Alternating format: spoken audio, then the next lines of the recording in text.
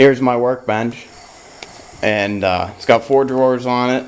So it has an oak plywood on the top, and quite a number of screws in it too. And here's the drawers. Got, let me tell you, this comes in handy, duct tape. And got a couple blades for the table, so I don't yet have another blade for my miter, so I'd like to get another 80 tooth blade as a backup. A miter gauge, and a couple plans, another set of blades for my planer, push blocks for my joiner that I've never used, and another set of blades. And then down here, always have got some wrenches, hand plane, and all good stuff. And a flashlight. We don't yet have power. I have to run extension cords. We're thinking about getting a power outlet put on at every tool, and that'll be nice. Forstner bits, staples, Klingspor sandpaper. Real good sandpaper. I've been real pleased with that. And this is the drawer I use most often. Brad point drill bits, tape measures, and lots of glue in the back, and a dust mask, safety glasses. I use my safety glasses all the time. I've had stuff, especially from my miter saw. I've definitely had a lot of things kick out from the miter saw and almost come up and hit me. And I got 4 Bessie clamps back here, and I don't know what brand this one is, but these have been real good clamps. You can get a lot of pressure out of them. And a couple ratcheting clamps there. A fan. Got 2 air nailers back there. This one's a stapler, and that's a regular air nailer for my compressor. And then under that, some lumber. This is all cherry except for the bottom piece. This one is white oak.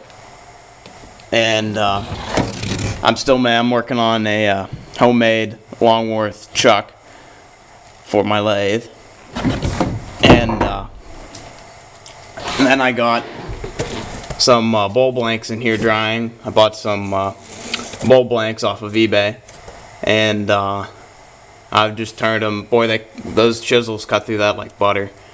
Well, I've turned, made some of my own, and you make like 10 passes on this, and it doesn't do anything. And then some more back here. This is the old motor for my lathe. I have a video about my lathe, about the motor conversion.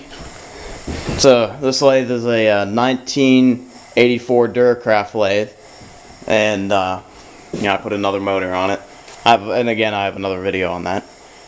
And but a real good lathe for me. It has 12.5 bolt capacity, and then 37 inches between centers, and I have a Wood River chuck.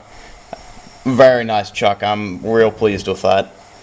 And this has a #1 Morse taper for the drive and live centers. Then I bought a drill chuck for whenever I was doing my handles.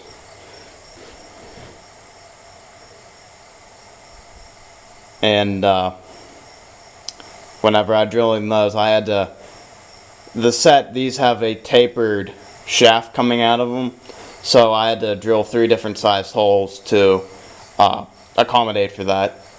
And they've been real good. Been real pleased with them. And can anybody tell me if this is a bowl gouge or a spindle gouge? I can't really tell. There's the grind on it. And I think that's a spindle gouge. I'm not real sure, but if anyone can tell me, please do. And there's my lathe. Here's my dust collector.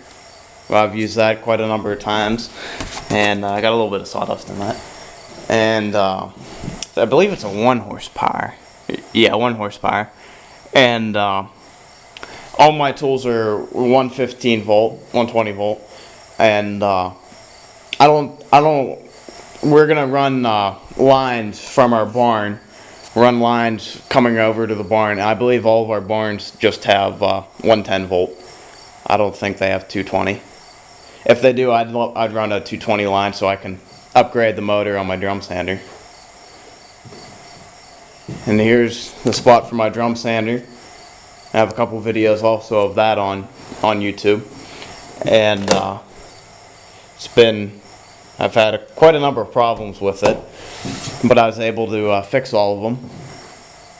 There it is. Some plywood here in the back. I'm going to make a crosscut sled for my table saw, so I might be using the rest of this up today.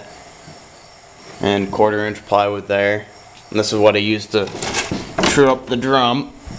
On my drum sander, I put some 40 grit sandpaper on there. Just a piece of plywood. And then here's my table saw. Here's my outfeed table, and I have a woodgears.ca's homemade router lift, and I have a 2 horsepower router in it. This is his tilting version. My disc sander, and a whole bunch of clamps. Never have enough of clamps. I need to get some more ratcheting. I've broken most of these. And then I have a reciprocating saw out here, and then a Black & Decker mouse sander here. And then over here's my table saw. It's a 300-pound table saw. I had to disassemble it just to get it onto our truck. And all the cast iron's been pretty good on our table saw, and all of our tools basically.